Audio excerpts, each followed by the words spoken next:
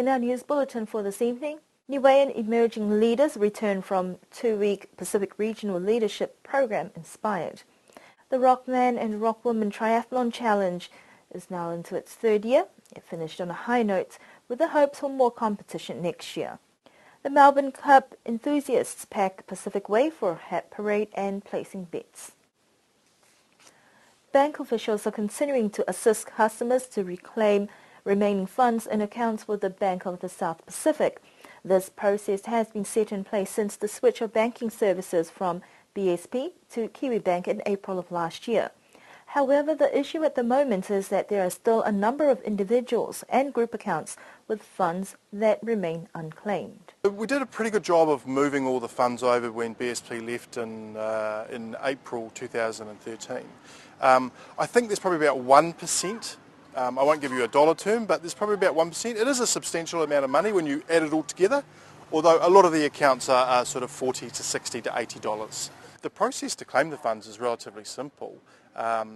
There's a claim form which we will forward on to BSP, which includes some identification checks and some details about name and address, and then BSP will then have a look at that claim and process it, validate the account owners, and then release the funds if they're satisfied. The Niue Commercial Enterprise Limited operates as agents of Kiwibank and are facilitating the process to validate account holders, but BSP will process the return of funds once they receive all the necessary documentation. We asked Mr. McPherson what assurances could be given that unclaimed funds will be returned to the right people. Yeah, so that's why we put the list out in the public domain, because we've spent the last 9 months trying to contact all these people and have learnt that a lot of people are in New Zealand. So what we've done is we put the list out there. We're hoping that friends and family of people who are on the list will actually be able to get those people in New Zealand to send their claim through for us, and we'll be able to handle it. We are the middleman who is facilitating the communication, and we're also validating the identity of people who are making the claims. It's really up to BSP, and they have their own processes, I'm sure, for releasing the money. I would think they would look at the artefacts from when the accounts were created, their own records, to satisfy themselves that people are claiming money which is actually theirs. I did notice there was a school group there. I think the school closed in the early 90s. So that's probably going to be a challenge, but I think all we can do is get as much supporting documentation or artefacts together and make an honest claim, and BSP will consider that, and if they're satisfied that the money should belong back to someone in Niue, that's their decision. So I'd encourage people, if they no longer have their bank books, or they don't know their account numbers, or they don't have any records from BSP, to dig out what other information, especially the non-personal groups, whatever artefacts they can that would support a claim. We have lists here of the actual account balances, which we didn't put out in the public domain to protect some people's private information. But if people did want to come down and talk to us about their claim, we'll be able to give them a little bit more information, and also we'll be able to help them to complete the form and to communicate with BSP. The move to further publicise the list of accounts was done in the hope people would come forward and claim their funds. The deadline for claiming funds from BSP is at the 31st of May 2015. According to the Unclaimed Money Act passed this year, unclaimed money will return to government coffers through the Financial Secretary. The main focus now is to try and get as much of these unclaimed funds returned to the rightful account holders. More than 80 of the Pacific's emerging leaders from different sectors have completed an intensive 2-week program on leadership development. The Emerging Pacific Leadership Dialogue program is held every 4 years under the auspices of the Commonwealth Study Conferences of Australia and New Zealand, with the opening this time round held in New Caledonia and the closing in Vanuatu. Nina Hika was one of 2 participants from Niue who attended the 3rd EPLD, and we caught up with her to see what impact it has had on her leadership.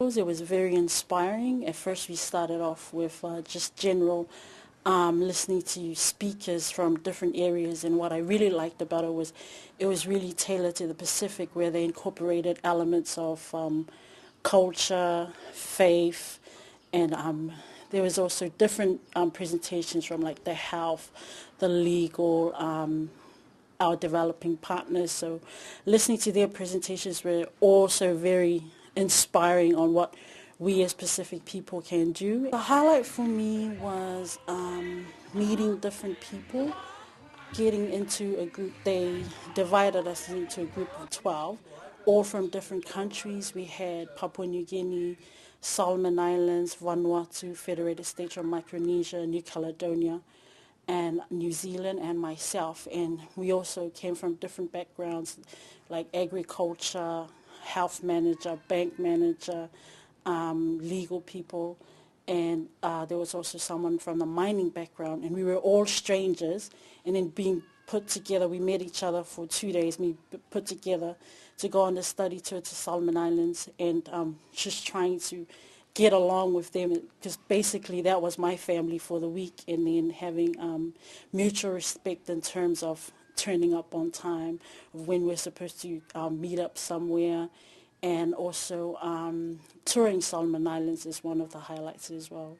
Participants were divided into 8 groups and taken on a 1-week study tour to 8 different islands in the Pacific that included Australia, Fiji, Papua New Guinea, New Caledonia, New Zealand, Samoa, Solomon Islands and Vanuatu.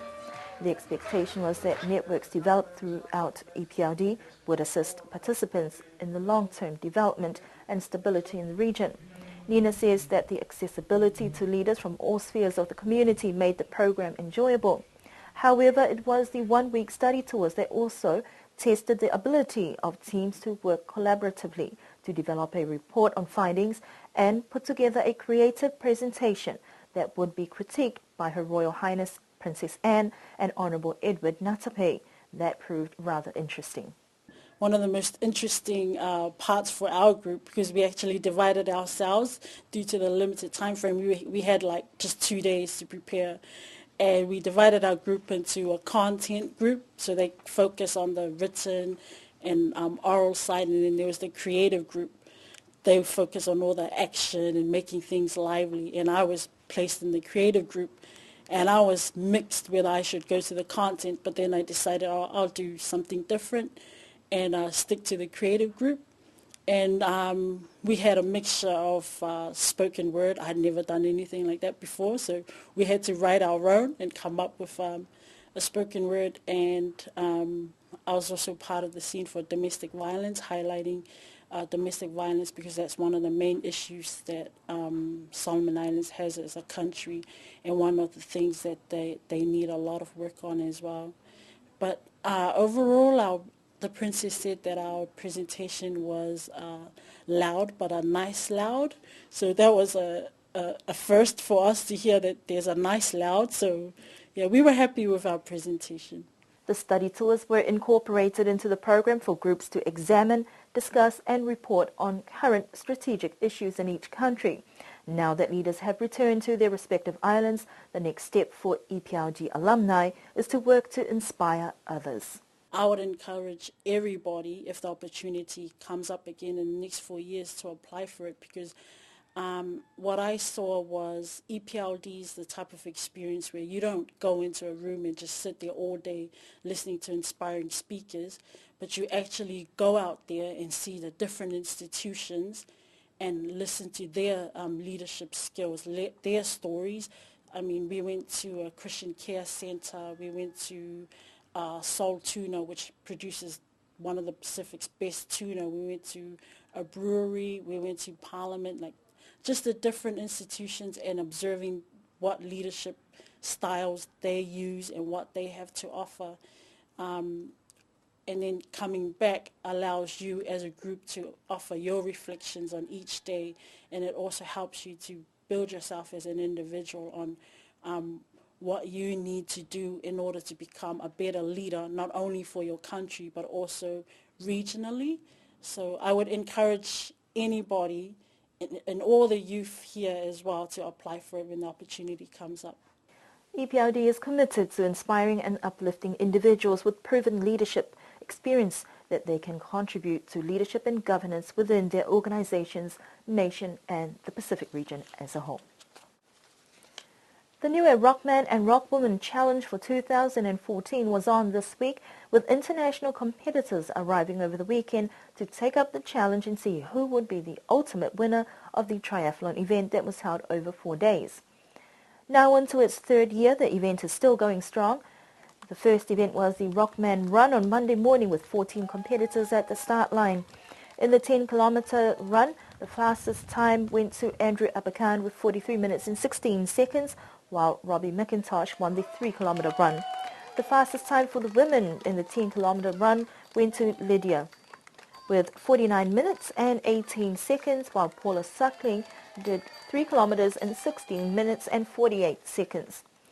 Day 2 was the cycling event. The small rock title for the women went to Wanda Kilalea, and the long rock title went to Candice McGurr.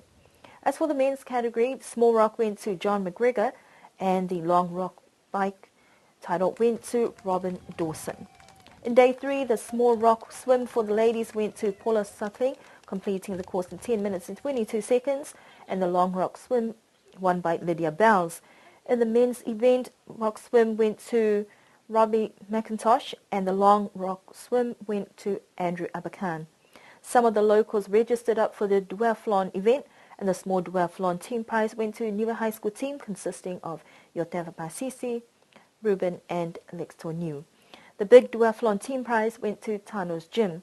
The individual triathlon event, first placing went to Andrew Abakan, second Robin Dawson, third Ewan McIntosh. And the overall winners for Rockman 2014 went to Robin Dawson, and Rockwoman went to Lydia Bowles.